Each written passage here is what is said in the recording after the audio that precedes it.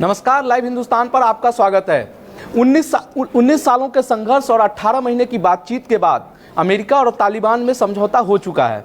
इस समझौते के बाद भारत में तमाम तरह की बातें हो रही हैं। लोगों को चिंता है कि अमेरिका और तालिबान के समझौते के बाद जब अमेरिकी सेना और नाटो की सेना अफगानिस्तान से वापस लौट जाएगी तो भारत के लिए मुश्किलें बढ़ेंगी। क्या भारत पर इस समझौते का इम्पैक्ट होगा, इसको समझने के लिए हमारे पास आज मौजूद हैं खास मेहमान जी पार्थ सारथी साहब, जो पूर्व राजनयिक हैं, और कमर आगा साहब, जो रक्षा विशेषज्ञ हैं।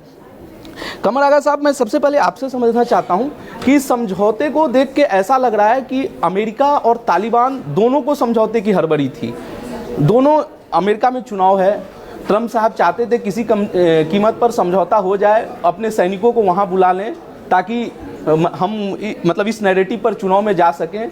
कई सारी जो तालिबान की मांगे थी उन्होंने मान ली है। आपको इस पर क्या लगता है?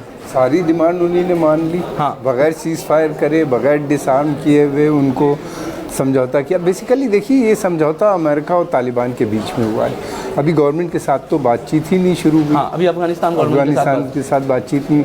अफगान गवर्नमेंट के अंदर बहुत डिवीजन है तालिबान को लेके अंदर, तो वो उसके अंदर अब वो बातचीत होगी, ओस्लो में शुरू होगी। अब देखिए क्या होता है उसके अंदर, लेकिन लगता नहीं है मुझे कि कोई बहुत कंक्रीट रिज़ल्ट उससे निकल के आएगा नियर फ्यूचर में। हो सकता है समय लगेगा, और ये एक प्रक्रिया शुरू हुई है।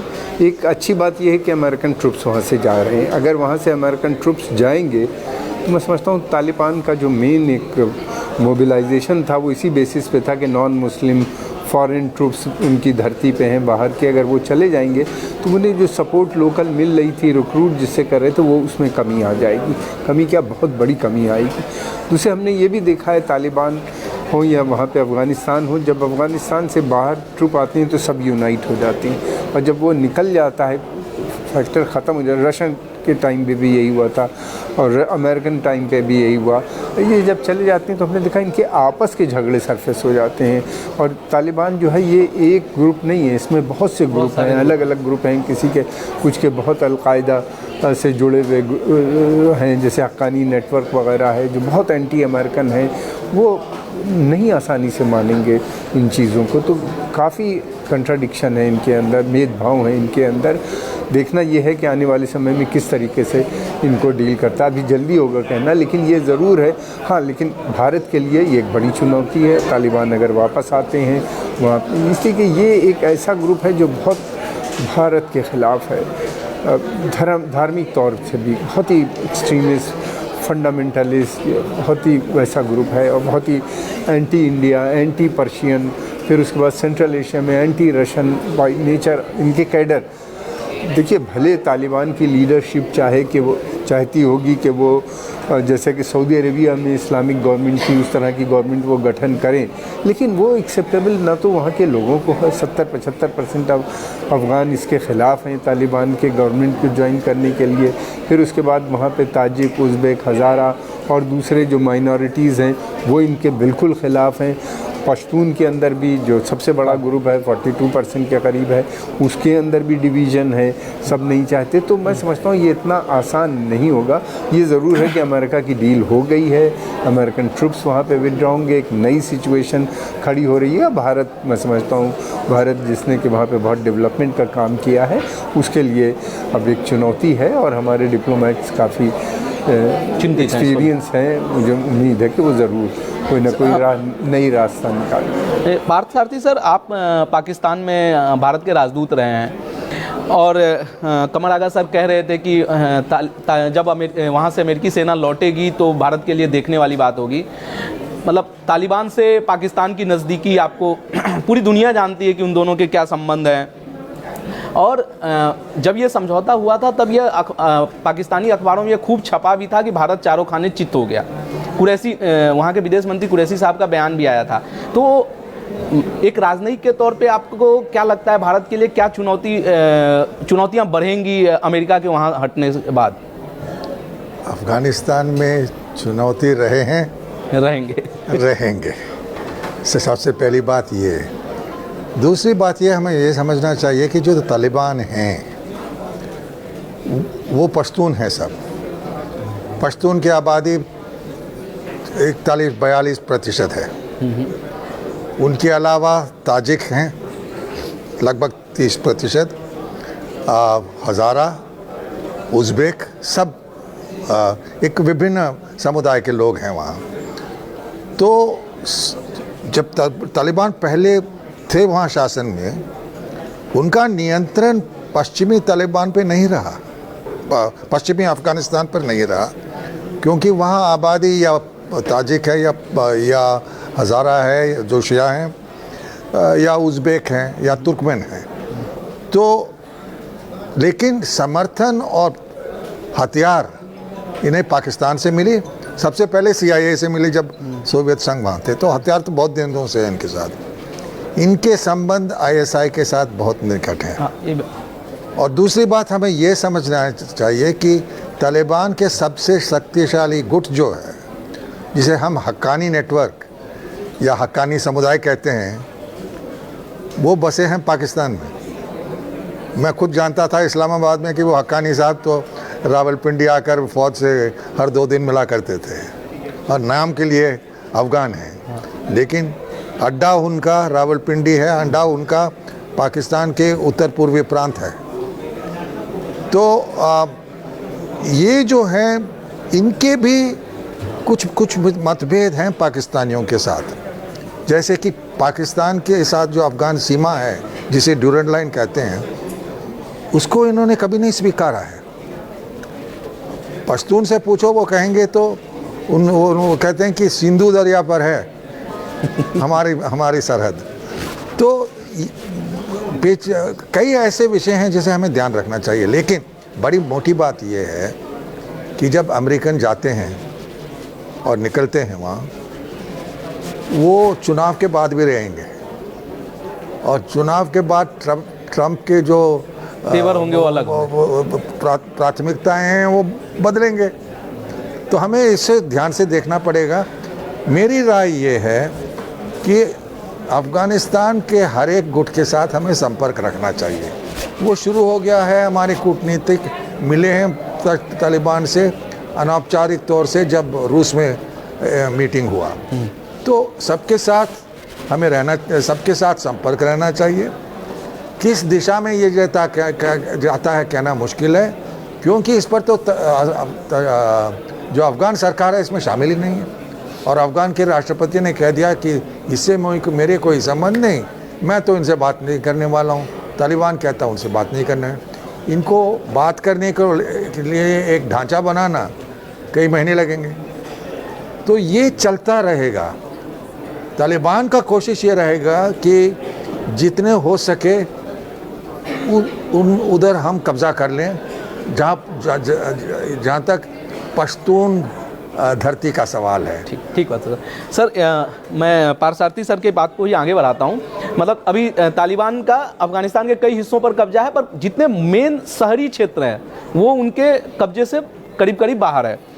तो जब हम मान लेते हैं, काल्पनिक स्थिति मान लेते हैं कि अमेरिकी सेना और नेटो की सहयोगी देशों की सेना वहाँ से चली जाती है, तो क्या आपको नहीं लगता है कि वहाँ पर तालिबान का उन क्षेत्रों पर, नए क्षेत्रों पर कब्जा करने के लिए तालिबान के लड़ाके बढ़ेंगे, और ऐसी स्थिति में वहाँ मतलब जो तमाम तरह के सामाजिक मुद्दे और राजनीतिक मुद्दे हैं, मतलब प्रजातंत्र है, महिलाओं के हक हैं, उन सब का क्या भविष्य देखते हैं सर आप? देखिए, कोशिश तो वो ज़रूर करेंगे, इसलिए कि ये जो ग्रुप है ये बहुत एक्सट्रीमिस्ट इस्लामिक फंडामेंटलिस्ट ग्रुप है, और ये इसका विश्वास जनतंत्र पे नहीं है, ये औरतों को राइट्स देने पे कोई इसका, ये जिस तरह के शरिया लॉ की बात करते हैं, इस्लामिक एमिरेट की बात करते हैं, गवर्नमेंट से अभी तक इन्हीं ने बात नहीं की, ना इनका कोई इरादा नज़र आता है बातचीत करने का वहाँ की जो सरकार है उससे। ये सब चीज़ बस सही है, लेकिन दूसरी तरफ अफ़गानिस्तान की सेना का कमांड स्ट्रक्चर अभी तक मौजूद है, वो बराबर इनसे लड़ती है, और 2 दिन और 3 दिन के अंदर भले उनको टाइम लगे लेकिन इनको हटा देती है। अभी तो सर एक अमेरिकी सेना का भी एक कवर था, ज़रूर था, लेकिन ये कि वो एक सेना खड़ी भी है, और दूसरी बात ये भी है ना कि एक उनके हटने के बाद बहुत से ऐसे देश हैं जिसमें भारत भी है, जो चाहेगा कि वहाँ पे डेमोक्रेसी, रूल ऑफ लॉ और वहाँ का संविधान जो बना है वो कायम रहे। यूरोप के भी कुछ देश चाहेंगे कि अराजकता ना फैले अफ़गानिस्तान के अंदर, और स्वयं अमेरिका के अंदर बहुत लोग हैं जो इस डेमोक्रेट्स और रिपब्लिकन दोनों पार्टी के अंदर जो काफ़ी चाहते, जो काफ़ी उन लोगों ने क्रिटिसाइज़ भी किया है इस डील को लेके कि ये डील किस तरह की है जिसमें गवर्नमेंट का इन्वॉल्वमेंट नहीं है। तो मैं समझता हूँ कि अभी हमको ये जल्दी होगा कहना कि क्या होगा। मुझे नहीं लगता कि बहुत बड़ी सफलता तालिबान को मिल पाएगी। हाँ, ये एक ऐसा सेल्फ डिस्ट्रक्टिव फोर्स है, ये अराजकता फैला सकता है, लेकिन उसमें भी इनको दुश्वारी आएगी। दूसरी तरफ ये भी है ना कि बहुत से देश पीड़ित हैं इस तालिबान के आने से, पहले से पीड़ित हैं, जैसे सेंट्रल एशिया के देश हैं, भारतवर्ष है। मैं समझता हूँ समय आ गया है कि एक रीजनल अलायंस भी बात करने की, आपस में हम लोग को बात करना चाहिए और पाकिस्तान जो वहाँ की सेना है उसको मजबूत बनाने की कोशिश करनी चाहिए। उसको ट्रेनिंग की ज़रूरत है, उसको इक्विपमेंट देने की ज़रूरत है। और मैं समझता हूँ यूरोप के भी बहुत से देश हैं, खुद स्वयं अमेरिका भी बिल्कुल पूरा हाथ नहीं खेल देगा, कुछ ना कुछ एड ज़रूर उनको देता रहेगा। नहीं, सर कह रहे हैं कि मतलब वहाँ पे पूरी तरह से अमेरिका नहीं हटेगा। पोम्पियो ने भी कहा भी है कि जो ओस्लो में मीटिंग होगी उस पर भी हमारी नज़र रहेगी। लेकिन सर एक चीज़ जो साफ भारत की चिंता कई महीनों में समझ में आ रही है कि लोग कह रहे हैं कि जैसे ही अमेरिकी सेनाओं की वापसी शुरू होगी और पाकिस्तान के रास्ते और इधर से तालिबान की घुसपैठ भारत में बढ़ेगी। सर कह रहे हैं कि भारत को एक अलायंस बनाने पे काम करना चाहिए। तो वैसी स्थिति में हमको अपने हितों की रक्षा करने के लिए कौन उस अलायंस में, चूँकि आप बहुत वरिष्ठ पूर्व राजनयिक रह चुके हैं, कि तालिबान के खिलाफ अलायंस में कौन से पड़ोसी देश हमारे मतलब मित्र हो सकते हैं? देखिए, बहुत प्रयास की पाकिस्तान ने जो अफ़गानिस्तान में स्थित अड्डे हैं वहाँ हम जैश ए मोहम्मद हरकतुल मुजाहिदीन को प्रशिक्षण मिले।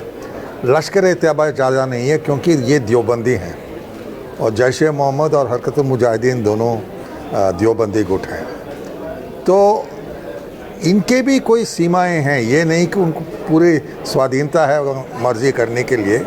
मुझे याद है कि जब मैं वहाँ था तो एक अमेरिकन जो मिसाइल अटैक आक्रमण हुआ अफ़गानिस्तान पर तालिबान के अड्डों पर, वहाँ मारे गए हरकतुल मुजाहिदीन के लोग जो प्रशिक्षण पा रहे थे कश्मीर में आने के लिए। तो ये चलेगा, ये स्वाभाविक है, चलेगा। लेकिन अब जो एक स्थिति बदल गई है, अब बालाकोट के बाद हमने एक इशारा भेज दिया है कि हमारी पहुंच बहुत दूर है, आप जहां भी जाएं हम आपको मार सकते हैं। तो इस पर वो ध्यान रखेंगे।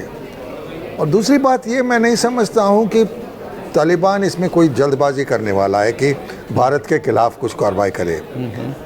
और एक और बात हमें याद रखना चाहिए, जो तालिबान के हमले हुए होंगे वो दक्षिण और दक्षिण पूर्व अफ़गानिस्तान में होंगे, पाकिस्तान के सीमा से ज़रिए, और उसको करेंगे हक्कानी नेटवर्क जिसको कहते हैं, इसके अध्यक्षता सिराजुद्दीन हक्कानी करते हैं, जो ISI के कठपुतली हैं। वो तो समय काफ़ी गुजारा करते हैं रावलपिंडी में और अफ़गानिस्तान में नहीं, ISI के साथ। तो इतना आसान नहीं है कि हर एक जगह का ये कब्ज़ा कर लें। एक सलाह मैं दूंगा और मैं समझता हूँ उचित है, हमने अफ़गानिस्तान वायुसेना के लिए 4 आक्रमण करने के लिए हेलीकॉप्टर दिए। लोग जानते नहीं हैं बट हमने दी है उनको, वायुसेना को। मैं समझता हूँ को सबको सलाह देना चाहिए कि तालिबान को सामने करने के लिए, ताकि वो धरती को ना कब्ज़ा कर सके, अफ़गान के एयरफोर्स को वहाँ शक्तिशाली बना के उनको आत्मनिर्भर बनाना चाहिए। दूसरी बात ये, हमें संपर्क हर एक गुट के साथ रखना चाहिए। हमारे जो कूटनीतिक हैं रूस में मिले थे तालिबान के कुछ लीडर से, और मैं आश्चर्य की बात नहीं होगी कि कोई हमारे संपर्क हैं। ये नहीं हो सकता कि हमारे बिल्कुल संपर्क नहीं हैं, इनके साथ होंगे लेकिन मान्यता नहीं देंगे। इस साल संपर्क रखना और मान्यता, यह है कि बैकडोर डिप्लोमेसी चलती रहेगी और इसे कई दिनों से चलती आ रही है। सबके साथ सबका विकास कहते हैं प्रधानमंत्री, मेरा कहना यह है अफगानिस्तान सबके साथ संपर्क लेके, तो अगर वो करें तो हमारी, देखिए जो पश्तून है वो पाकिस्तानी पंजाबियों से प्यार नहीं करता, क्योंकि उनकी सीमा जो है उनके नाराय में ये उत्तर पूर्वी प्रांत में नहीं शुरू होता है, उनका सीमा वो साफ कहते हैं। मैंने सुना है पाकिस्तानियों से कि वो कहते हैं कि भाई हमारे सीमा, हमारे सरहद तो सिंधु दरिया पर एबटाबाद में है, तो सिंधु नदी उनकी नज़र में है। हम ज़रूर उसको प्रोत्साहन दें, अच्छी बात है, लेकिन क्योंकि दो तो ये खेल खेल सकते हैं अगर पाकिस्तान हमारे साथ खेले तो, लेकिन निराश होने की कोई ज़रूरत नहीं है। नज़र रखें इस पर, अमेरिका के साथ संपर्क रखें ताकि आर्थिक और सैनिक संपर्क उनका रहे अफगान सरकार के साथ, और फिर आगे देखते हैं। 14 महीने बहुत दूर होता है इस राजनीति। सर मतलब साफ लग रहा है कि आप बहुत आशान्वित हैं, उम्मीद से भरे हुए हैं, और भारत सरकार के जो कूटनीतिक प्रयास हैं उससे संतुष्ट दिख रहे हैं। इससे ज़्यादा हम कुछ कर नहीं पाते। मैंने बहुत सबक सीखे कि सबसे ज़्यादा झूठ बोलने वाले तालिबान हैं। हम हमारे साथ दोस्ती बात कर रहे थे जब ICI 814 का अपहरण हुआ, हमसे दोस्ती की बात कर रहे थे, दूसरी तरफ पाकिस्तान ISI से मिलाए हुए थे। तो ये खेल पश्तून खेलते हैं, हमें समझना चाहिए, लेकिन किसी को हमें दुश्मन नहीं समझना चाहिए। नहीं, ठीक है, सबके साथ रहें, और जब तक संपर्क आप रखे रहें, कायम रखें, तो ज़रूर मौका मिले उस संपर्क का उपयोग उठाना। आप ठीक कह रहे हैं सर, कूटनीति और राजनीति में वैसे भी कहा जाता है कोई दुश्मन नहीं होता। सर आपसे केवल फाइनल कमेंट चाहूँगा, क्योंकि मुझे प्रोडक्शन टीम कह रही कि हो गया है टाइम।